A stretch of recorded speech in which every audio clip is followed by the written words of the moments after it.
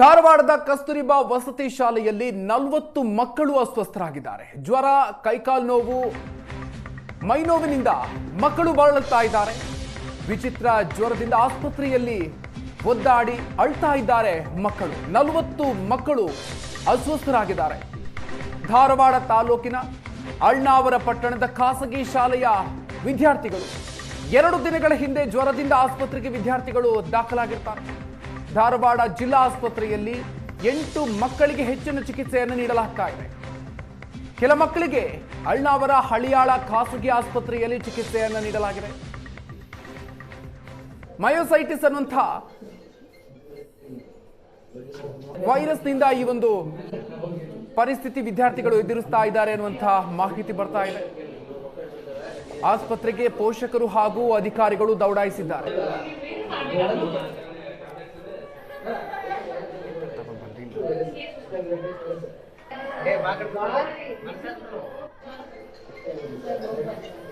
ಧಾರವಾಡದ ಕಸ್ತೂರಿಬಾ ವಸತಿ ಶಾಲೆಯಲ್ಲಿ 40 ಮಕ್ಕಳು ಅಸ್ವಸ್ಥರಾಗಿದ್ದಾರೆ.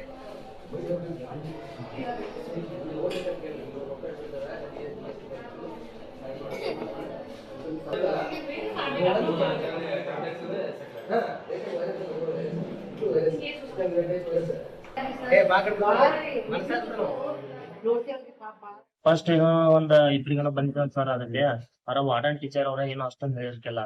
ಆಮೇಲೆ ಏನ್ ಮಾಡಿದ್ರ ಹಂಗ ಒಬ್ಬೊಬ್ರಿಗೆ ಹಂಗ ಬಾಳ ದೊಡ್ಡದಾಗ್ತದ. ಆಮೇಲೆ ಏನ್ ಮಾಡಿದ್ರ ಒಬ್ಬೊಬ್ರಿಗೆ ಫೋನ್ ಹಚ್ಚಿ ಹೇಳಿದ್ರ ಅವ್ರು ಬಂದ್ ತೋರಿಸ್ಕೊಟ್ ಕಾಸ ಹೋಗಿದ್ರ ಅಂತ. ಆಮೇಲೆ ಏನೇನೋ ಆಗಿ ಹುಡುಗರಿಗೆ ಕಂಟ್ರೋಲ್ ಆಗಿಲ್ಲ ಅವ್ರಿಗೆ.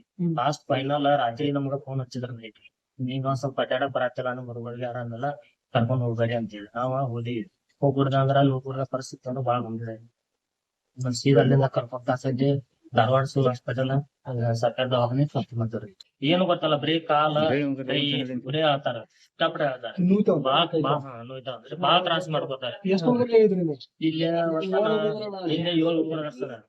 ಮತ್ತೆ ಅಲ್ಲಿ ಆಗಿದ್ದ 40 ಹುಡುಗರು ಕಂಪ್ಲೀಟ್ ಬಂದದ್ ಸರ್. ಅಲ್ಲಿ ಹೆಚ್ಚಾಗಿತ್ತು ಅಂತ ಕಮ್ಮಿ ಬರ್ತೀನಿ ಸರ್. 40 ಹುಡುಗರು ಮ್ಯಾಲೆ ಫಸ್ಟ್ ಒಂದ್ ಇಬ್ರಿಗನ ಬಂದಿದ್ದ ಸರ್ ಅದಕ್ಕೆ ಅವರ ವಾರ್ಡನ್ ಸುತ್ತಮುತ್ತ ಹಳ್ಳಿಗೂ ಬರ್ತಾವ್ರಿ. ಇಲ್ಲಿ ಸುತ್ತಮುತ್ತ ಹಳ್ಳಿಗೂ ಬರ್ತಾವು. ನಮ್ ಹುಡುಗಿ ಇಟ್ಟ ನಾವು 3 ವರ್ಷ ಆತ್ರಿ. 3 ವರ್ಷ ಆತ. ಈಗ ಹಿಂಗ ತ್ರಾಸ ಆಗಿದ್ರಿ. ಹಿಂಗಾಗಿತ್ತು. ಮತ್ ಅಲ್ಲಿ ಏನ ಕರ್ಕೊಂಡ್ ಹೋಗಿದ್ರಲ್ರಿ. ಅಲ್ಲಿ ಕರ್ಕೊಂಡ್ ಹೋಗಿ ಇಂಜೆಕ್ಷನ್ ಮಾಡಿಸಿ ನಮಗ ಮೇಡಮ್ ಅವ್ರ ಫೋನ್ ಹಚ್ಚಿರಿ. ಬಂದ ನಿಮ್ ಹುಡುಗಿ ಕರ್ಕೊಂಡ್ ಹೋಗಂತ ಹೇಳಿರಿ ಅವ್ರ. ಹೋಗಿ ನಮ್ ಹುಡುಗಿ ಕರ್ಕೊಂಡ್ ಬಂದ್ರಿ. ಈಗ ಹೆಂಗೈತ್ರಿ? ಈಗ ಏನೋ ಮಣ್ಣಿಂದ ಕರ್ಕೊಂಡ್ ಬಂದೇವ್ರಿ. ನಿನ್ನೆಲ್ಲಿ ಮೊನ್ನೆ ತಂದ್ ಅಡ್ಮಿಟ್ ಮಾಡ್ಯಾವ್ರಿ ನಾವು. ಬಂದ್ರು ಅವ್ರು ಏನೋ ಈಗ ಮತ್ತ ಹುಡುಗಿ ಬಂತ್ ನೋಡ್ರಿ ಕಸಾಕಿ.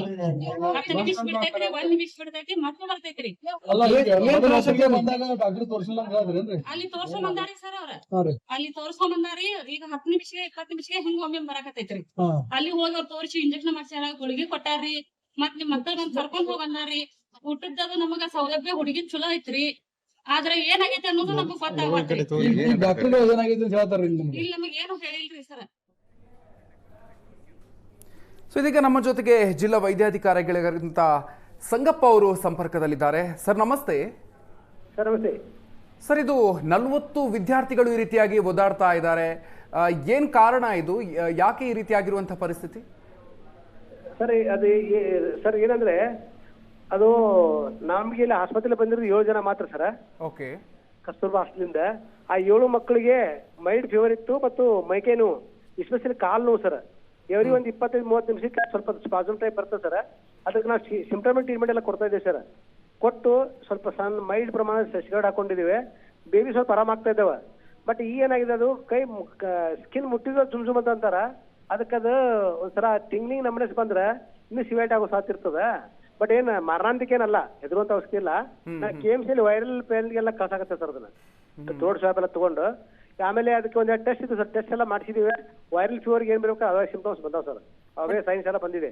ಅಂದ್ರೆ CPK-MA ಅಂತ ಟೆಸ್ಟ್ ಕಳಿಸಿದ್ವಿ ಬ್ಲಡ್, ಅದೆಲ್ಲ ಮಕ್ಕಳಲ್ಲಿ ರೇಸ್ ಆಗಿದೆ. ಅದು ಮಯೋಸೈಟಿಸ್ ಅನ್ಸುತ್ತೆ. ಹಾಗಾಗಿ ನಾವು ಒಂದು 3-4 ಡಿಸಿಷನ್ ಮನಸ್ಸಲ್ಲಿ ಇಟ್ಕೊಂಡು ಮಾಡ್ತಾ ಇದ್ದೀವಿ ಸರ್.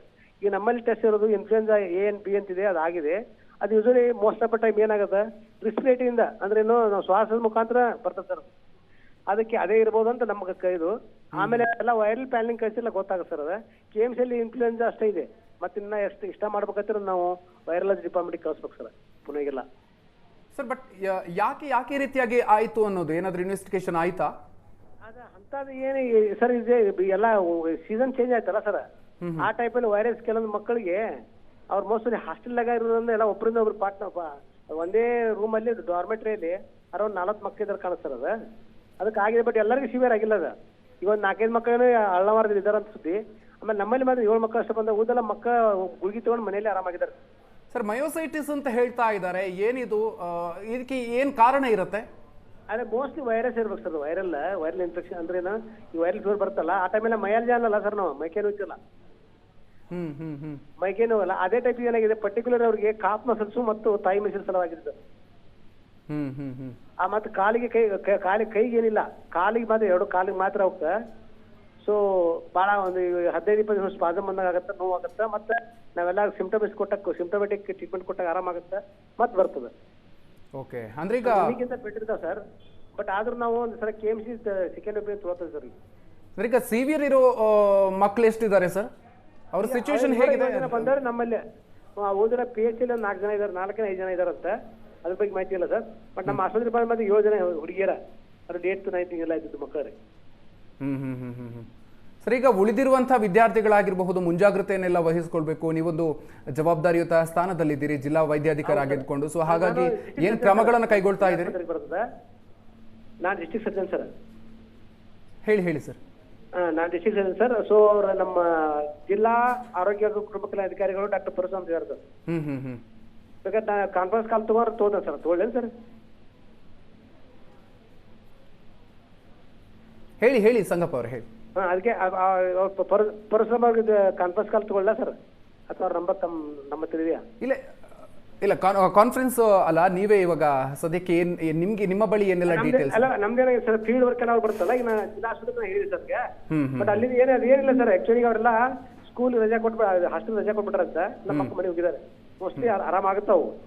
ಇಲ್ಲಿ ಬಂದಿದ್ದು 7 ಮಕ್ಕಳು ಮಾತ್ರ ನಮ್ಮಲ್ಲಿ ಸ್ವಲ್ಪ ನೋವು ಜಾಸ್ತಿ ಇದಾವೆ. ಓಕೆ, ಎಷ್ಟು ದಿನ ಬೇಕಾಗಬಹುದು ಈಗ ವಿದ್ಯಾರ್ಥಿಗಳು ರಿಕವರ್ ಆಗೋದಕ್ಕೆ? 4 to 5 days ಆಗಿತ್ತು ಸರ್. 4 to 5 days ಆರಾಮಕ್ಕ. 4-5 ಸೊ ಈಗ ರಿಕವರ್ ಆಗಿದ್ದಾರೆ ಆಲ್ಮೋಸ್ಟ್ ವಿದ್ಯಾರ್ಥಿಗಳು? ಪರವಾಗಿಲ್ಲ ಸರ್, ನಿನ್ನಕ್ಕಿಂತ ಬೆಟರ್.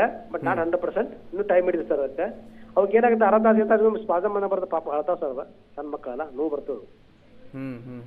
ಅದ್ರ ಬಿಟ್ರೆ ಮತ್ತೇನು ಪಲ್ಸು BP ಎವ್ರಿಥಿಂಗ್ ಸ್ಟೇಬಲ್. ಆಮೇಲೆ ಇದು ಅಂತ ಟೆಂಪ್ರೇಚರ್ ಭಾಳ ಇಲ್ಲ. ಸರಿ, ಈಗ ಹೇಳ್ತಾ ಇರೋದು ಮಯೋಸೈಟಿಸ್ ಇದೆ ಇದು ಅನ್ನೋದು ಅಂದ್ರೆ ಏನಿದು? ಯಾವ ರೀತಿಯಾಗಿ ಇದು ಪರಿಣಾಮ ಬೀರುತ್ತೆ ಸರ್? ಅದು ಮಸಲಿಗೆ ಏನಾಗುತ್ತೆ ಸರ್, ಇನ್ಫ್ಲಾಮೇಷನ್ ಆಗುತ್ತಲ್ಲ. ಇನ್ಫ್ಲಾಮೇಷನ್ ಅಂದ್ರೆ ಈಗ ನಾವು ಯಾವುದೇ ಒಂದು ಗಾಯಗಳಾದಾಗ ನಮ್ಗೆ ಬಾವತ್ ಬರ್ತದೆ ಸರ್. ಅಲ್ಲಿ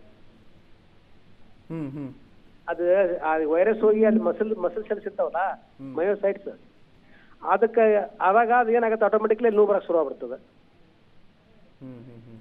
ಓಕೆ, ಧನ್ಯವಾದ ಸಂಗಪ್ಪ ಅವರೇ, ಏಷ್ಯಾನೆಟ್ ಸುವರ್ಣ ನ್ಯೂಸ್ ಜೊತೆ ಮಾತಾಡಿದ್ದಕ್ಕೆ.